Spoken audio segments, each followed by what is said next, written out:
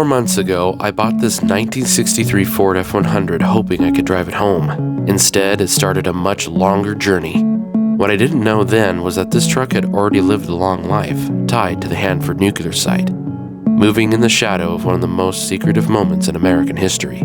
Since bringing it home, it's fought to run. In the last video, I found some missing parts in the carburetor, parts it needed just to breathe. Even after that, it kept fighting. And today, everything comes down to this. I'm here to finish the fight and find out whether this old Ford gets another chance at the road, or if this is where the story ends. Okay, so like I said, I've got everything imaginable done on this truck to make it run again, and finding that missing little check ball I'm hoping is causing at least some of our problem. And I've got the idle fuel mixture set at 1 1/2 turns out, which is exactly what the book states. And then from there we can start adjusting to see where we're gonna get to. I really hope this thing runs, because either that or I'm gonna have to buy a new carburetor. Really rather not have to do that. And they're so darn simple, you know? There's not much that can go wrong inside of there, so I don't know. All the spark plugs are clean, we've got good compression. There's nothing that should be holding us back now. So let's go ahead and see if this 1963 Ford will run. So I've also got a can of ether here, just in case it doesn't want to do it. It is pretty cold outside, but let's figure out what happens here. Make sure we are in fact in neutral. All right, so I'm gonna go ahead and pull the choke all the way out. Cross your fingers.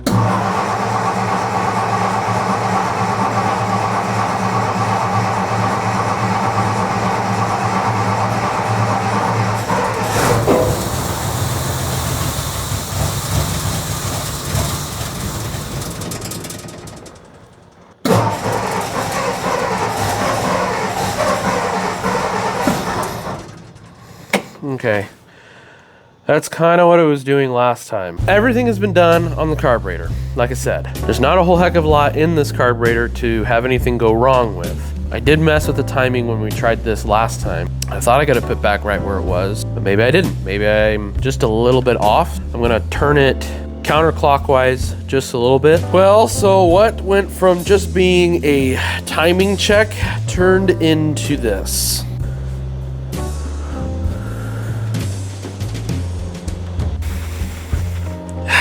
Not to scratch my head again, but I have to take the carburetor back off. Okay, so it's a new day and the truck is still not running. I went over everything last night, checked the wiring, put a brand new coil in it, changed out the coil wire, distributor cap, rotor, points, checked the wiring system, the ignition wiring system, found out that there actually is a resisting wire on this, so everything is correct. Everything's the way it's supposed to be on the engine side of things. Heck, I even went and retimed the engine. So I think we can rule out everything from the carburetor over, which means all the roads are leading back to Rome, and our Rome is that 1904 Holley carburetor. We're gonna take it back off for the third time. Third time's a charm, right? And we're gonna put it back down on the bench. I'm gonna clean the thing thoroughly. I mean, this thing is gonna be so clean that it's gonna be like the Taj Mahal inside. It is gonna be like pristine. And then we're gonna put it back on and it's going to run. It's going to run.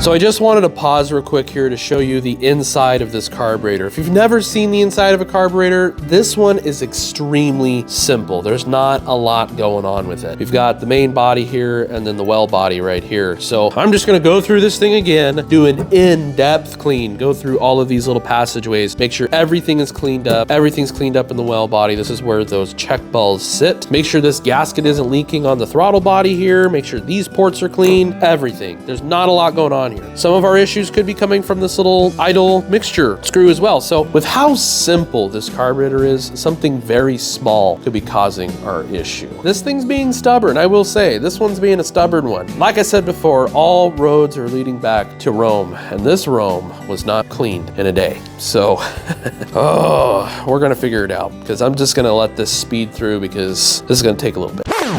So I'm gonna have to stop myself right there, because before I got too carried away with poking around inside the carburetor, I thought I'd consult my literature first. Inside this book that contains a wealth of knowledge, I found the exact path of the fuel and air all the way through the carburetor, as well as the exploded view. So following our little arrow here, our fuel arrow, we can follow our little mystery here, the yellow brick road. And if you look at this, see where the fuel comes in through the main jet and into the main well, through something called an idle fuel restriction, down through the idle fuel passage, all the way down to our idle fuel adjusting needle. Right here on our main well, there's supposed to be a port that's open. But that doesn't look very open now, does it? Not like it does on this one right here, which is definitely wide open, right? But that's incorrect, because it needs to have the idle fuel restriction. And that fueled my curiosity to start poking around in here with a needle. So when I got this little needle here, just my curiosity, I started poking around in here. And what did I find? I found this little hole that wasn't there before. That is our idle fuel restriction. I'm hoping this means that this entire time that I've been fiddling with this thing and how stubborn it was being was all because of this little issue that has created such a big problem, because we're missing our biggest portion to make this thing run. Fuel. We were getting air, we just weren't getting the fuel. It had no way to pass through. It was completely plugged up. So I'm gonna sit here and just poke around at that, get that thing cleaned up, make sure that we can get air or fuel or anything through that, just to make sure that there's nothing plugging on our main fuel well. And then I'm gonna go through the carburetor just one more time and ensure that there's nothing like that hiding anywhere else. Then we're gonna put the carburetor back together, put it back on the old Ford, and I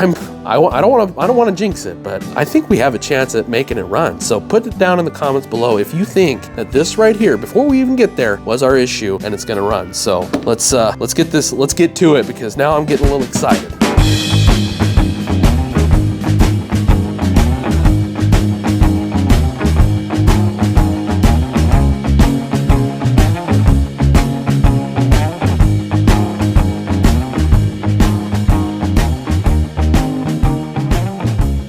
All right, I've got the carburetor back together. It's on the truck. Everything's plumbed in. We got that little hole unplugged now, and frankly, there's nothing stopping us now from firing this truck up. So, a little anxious. So I haven't cleaned the spark plugs in it since we tried to fire it up last time, so we'll have to keep that in mind. But hopefully everything will go okie dokie now that everything in the carburetor has been freed up and cleaned up, and it's gonna run. It's gonna run.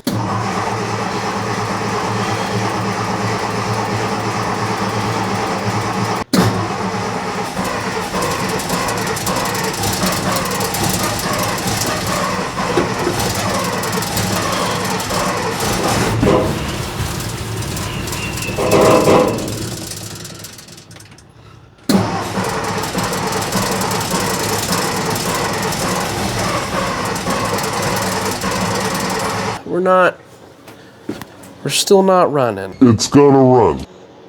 Got that little air fuel mixture thing opened up on the carburetor, cleaned every orifice there was imaginable to a point to where it was shiny.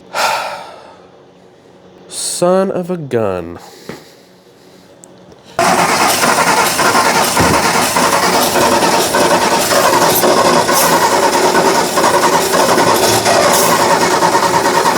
So I went back through and I did a compression test again, and I was at about between 120 and 125, and I did it with 2 different compression testers, and then I took each spark plug out and cleaned them again.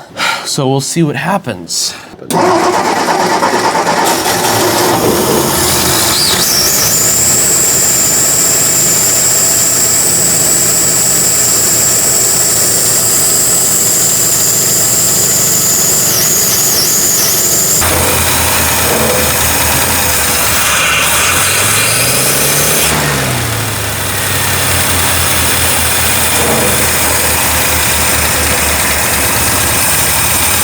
Does not want to run without the choke.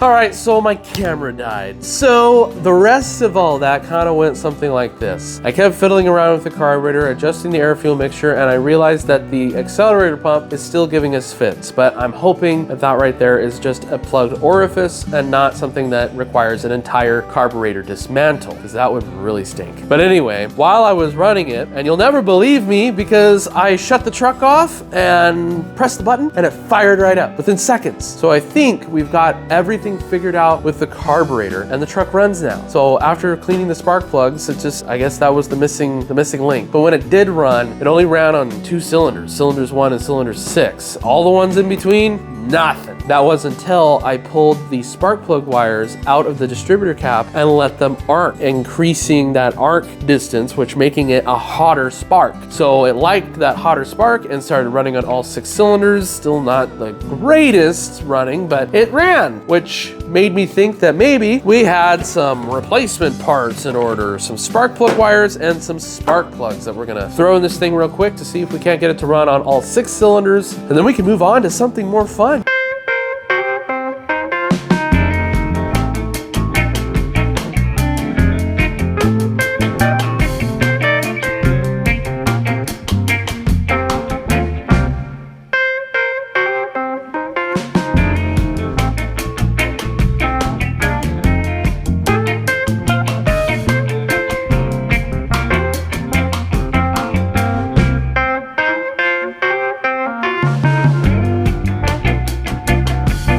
New spark plugs in, new spark plug wires. I even went ahead and threw on the brand new cap with the brand new rotor. Everything in there, including the coil, are all brand new. So I'm a little bit anxious still because I still don't 100% trust that this thing won't, you know, forever. See if it fires.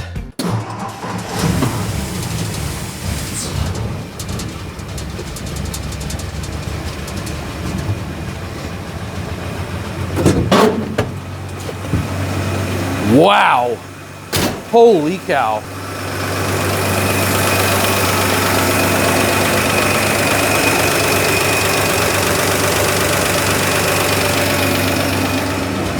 Still a little bit smoky, but I mean,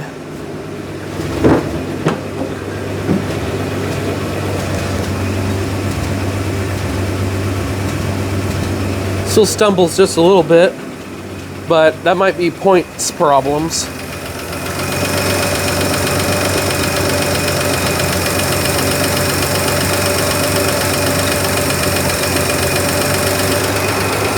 Or the fact that it's cold.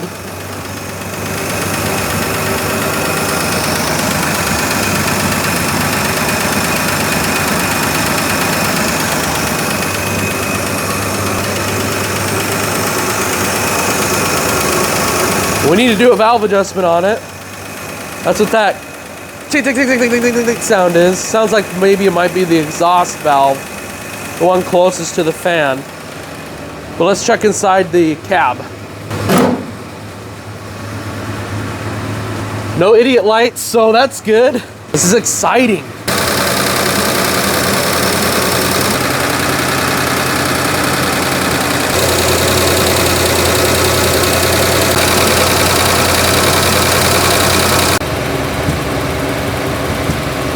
Just listen to that.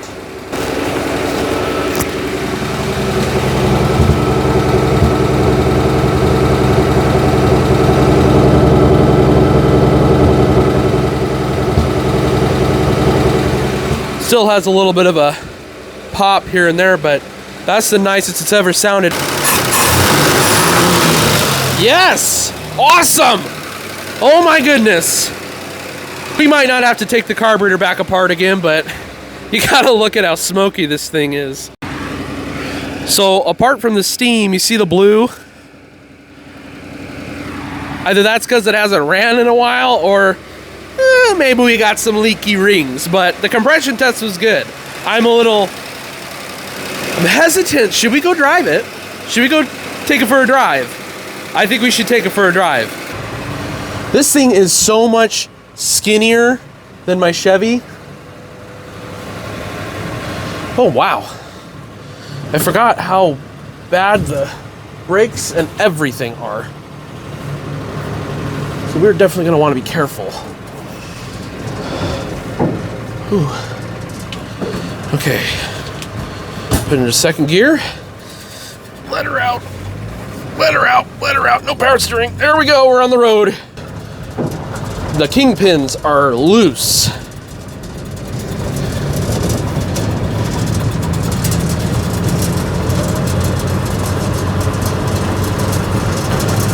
Well, son of a gun.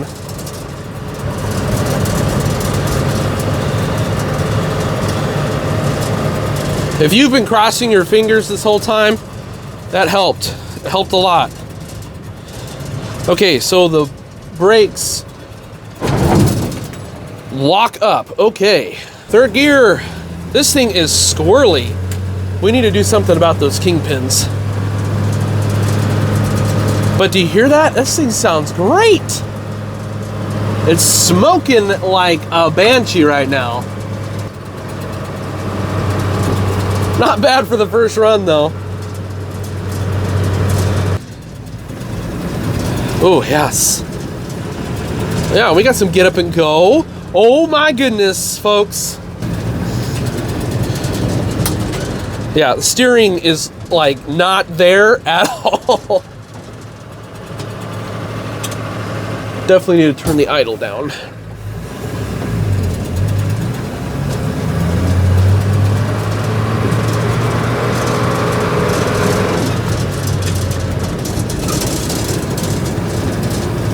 Look at that.